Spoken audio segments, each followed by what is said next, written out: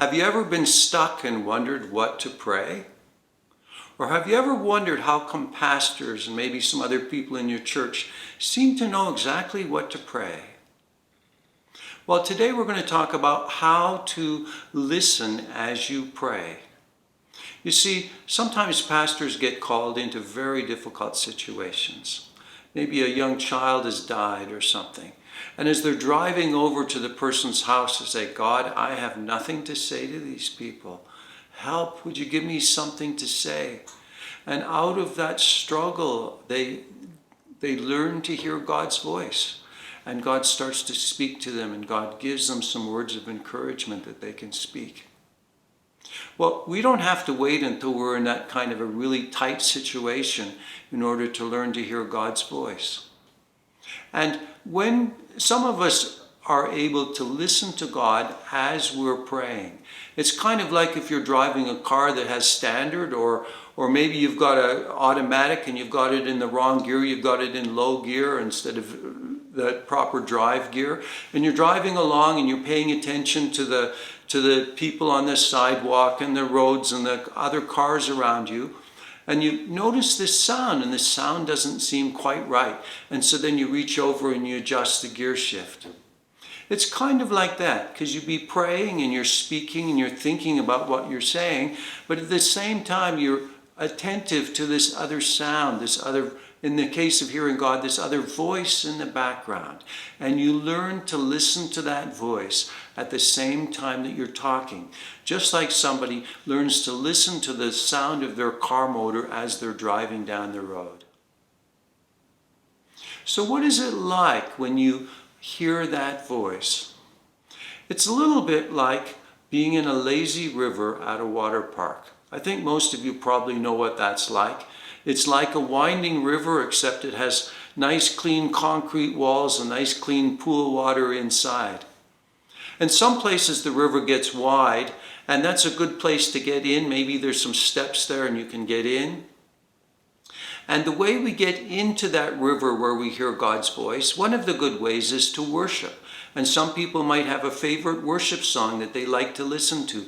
And as they listen to it, it helps them to get into that place where they hear God's voice. Other people might read a passage in the Bible. For me, I like to read Psalm 23. The Lord is my shepherd, I shall not want. And as I meditate even on that first verse of that psalm, I feel God coming near, and I find it easy to hear his voice. And so those are just a couple of ways. Another thing you might do is you might say, God, would you speak to me? I'm here, I'm listening.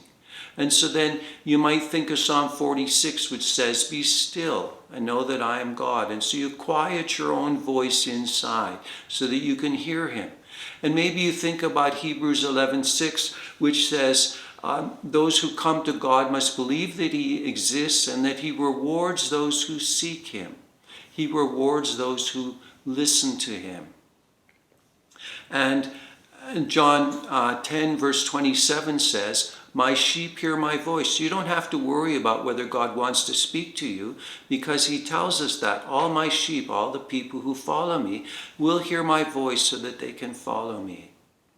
And so those are some ways that you can step into hearing God, in the same way that there are stairs on the side of a lazy river so that you can get in. And then maybe you jump on your inner tube and you're trying to find that spot in the lazy river where the current suddenly carries you along.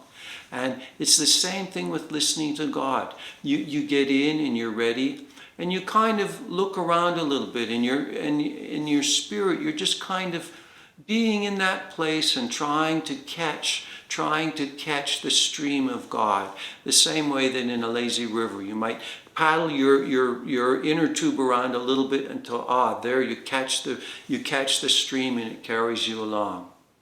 And then as the lazy river goes along and it takes you here and it takes you there, you might get to a spot where the river gets wider and maybe you kind of get out of the stream and you get stalled and you watch these other people going past you.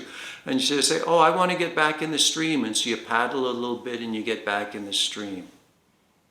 And it's the same thing when you're praying and listening to God, that you can hear God's voice and God's voice carries you along and it takes you here and it takes you there. And then there may come a spot where you kind of fall out of the current. You kind of lose that thread where God is speaking to you. And maybe you stay there for a few moments and then you get back into the stream and he carries you along. And so this is a skill. You learn it the same way that you learn to ride a bicycle. You get on the bicycle and maybe you go an inch, maybe you go 6 inches the first time, and then you fall off or you put your feet down and you try again and you keep trying and you keep trying. And as you practice, you'll get better and better at it. And you'll get to the point in hearing God's voice where it will be easy to know where the lazy river current is, to know where that stream of messages from God is. And you can get into it and you can stay in it. And it will carry you for a long ways. And so I encourage you when you're praying, don't just pray the first thing that comes to your mind or think about what you want to see happen and start praying into that. Instead, say, God, would you show me how to pray about this? Or maybe even, God, what do you want me to pray about today? And as you practice, and as you learn to step into that stream, you will be able to find it. It says, my sheep do hear my voice. And so you can be sure that God wants to do this for you. And he will carry you along. And maybe the first time when you find that stream, you just go a little ways and you get one sentence to pray. And maybe the next time you get 3 or 4 sentences. And with time, as you become good and practiced at hearing God's voice, he will be able to carry you for a long ways and direct your prayers and make your prayers effective. And when you pray for other people, they will be the prayers that touch those spots that need to be touched. And so I bless you as you learn to practice hearing God's voice as you pray.